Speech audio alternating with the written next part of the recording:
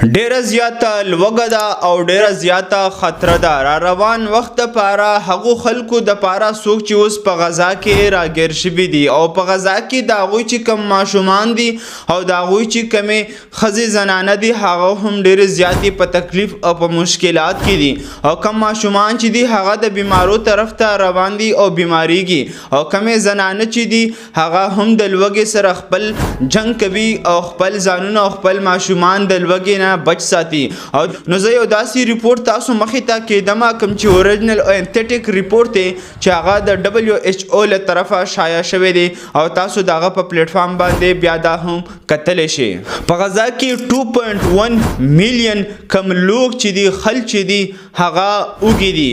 او د خوشخبری خبره دا ده چې د WHO له طرفه هغوی ته دوایی هم وررسېدلې ده، هغوی ته خوراک هم وررسېدلی دی، خو هغه په یو څو منټه کې لرې ترېنه ولاړ دی او هغو ته اجازت نشته دی چې د انسانیت دا حق دی چې هغه ته خوراک میلاو شي، هغه ته میډیسن دوایی میلاو شي، هغه ته پر سکون زندگی او خوشحالي میلاو شي. نو تاسو دغه ریپورت د WHO له طرفه په کمنټ کې چې کوم لینک دی هغه تاسو کتلی شئ.